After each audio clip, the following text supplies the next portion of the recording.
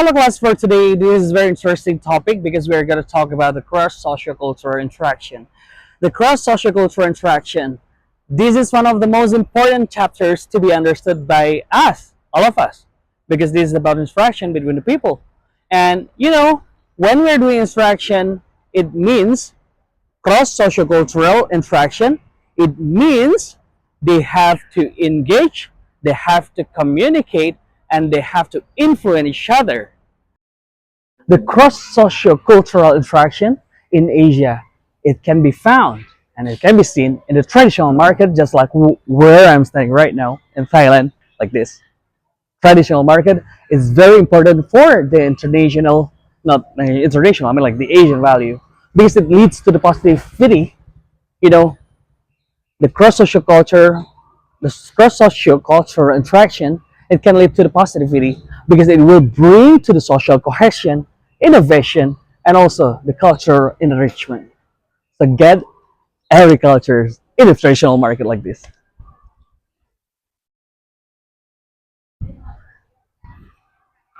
And class, the interaction is increasingly developed by by how activities can work.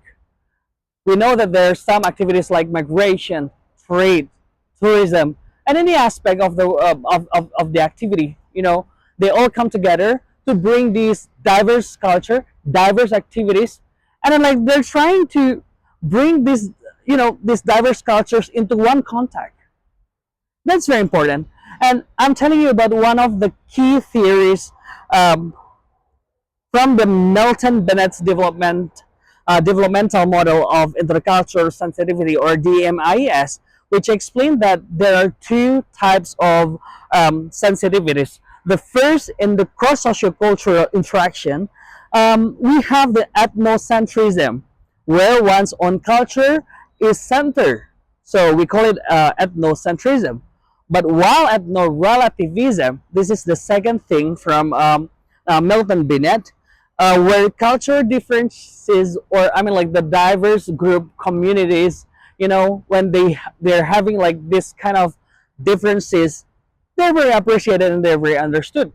So this is into the ethno-relativism. This model, class, help us understand on how to put the honor, put the respect on every differences. And let's go. I'm gonna show you something else more, like, so the video will be moving and not so boring for you, class. I know sometimes class could be very boring, but I hope that you guys are not boring, are not bored also about me. You guys are not boring and are not bored about me as well. All right. So another theory that I'm going to explain about the theory of Edward T. Hall. It says that they're in the cross sociocultural interaction. There is that says about the high context and the low context. When it comes to the high context, it's more on you know like the shared understanding, because like there's the non-verbal communication, just like what Asian people do. We do not really talk a lot, but sometimes like we're trying to understand to each other by having this shared understanding towards us, right? Towards the people. So it happens in Asia or Latin America, but I think Latin America is not so. But when it comes to the low context, it's more on like they're trying in the cross sociocultural interaction. They're trying to be very, just like the Western culture. They're trying to be individualistic. They love the personal space. I mean, like people are trying to put honor on the personal space, so people are not crossing across the border of people's personal life. So this is about the low context culture, according to the Edward T. Hall's theory. Plus, again, I'm telling you, this is very important. The cross social cultural interaction is very needed. If it is managed well, then it will lead to the positivity. It will bring the social cohesion. It will bring the innovation, and it will bring the cultural, cultural enrichment. One of the best countries in the world that embeds about this cross sociocultural interaction is Thailand. This country, the government is really good at making the policy by integrating like the sociocultural interaction between the people, not only from Thailand themselves, but also the people from outside Thailand or from all over the world. This is very important for the Thai nation, like to promote or to foster international understanding by having this cross socio-cultural interaction very well and very good. In Thailand, we have, as we all know together, that we have the very big or many festivals like the Thai food festival. You can always eat the Thai food anywhere in the world, and we do have something like example. Not only the Thai food, you know the festival, culture festival of Thailand. It will never stop to amaze us, right?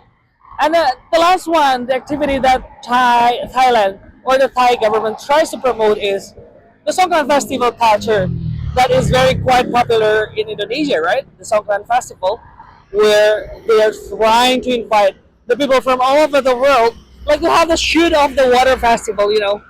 So this is very interesting when we're saying about Thailand and how it is associated with the good practice of the core social cultural interaction in the world. In every country in the world. So can you imagine? Just like what happened not only in Thailand, where I'm standing now, they're trying like to be more, more sociocultural interaction internally, but also they're trying to invite like those people from outside the world to come to this country and to have, this managed interaction towards the people from other nations as well. But we can also see from our country, Indonesia. Indonesia is multi-ethnic nation where we have like hundreds people from different ethnics in the world. They're trying to be all together in the country of Indonesia, and we're trying to have more respect about it. And our president Suharto was able to make it happen. You know why? Because Indonesia has one language, one nation, and what else? One Indonesia. So can you imagine? This is very hard to be controlled. This is very hard to be managed when we are speaking of the cultural, cross socio-cultural interaction in every country. It's kind of challenging for every government in the world. So we have the Thailand as the best practice. We have our own country, Indonesia. We also do have Malaysia, where the people from other nationals like India, Malaysia themselves, Chinese people from China, or it's Chinese. We call it Chinese, right? And even like the people from, yeah, I mean like Indian, Chinese, and Malaysians. They were trying to respect each other in the country, and Malaysia could be one of the good examples or the good practices towards this cross socio cultural interaction, because Malaysia tourism tagline is really successful.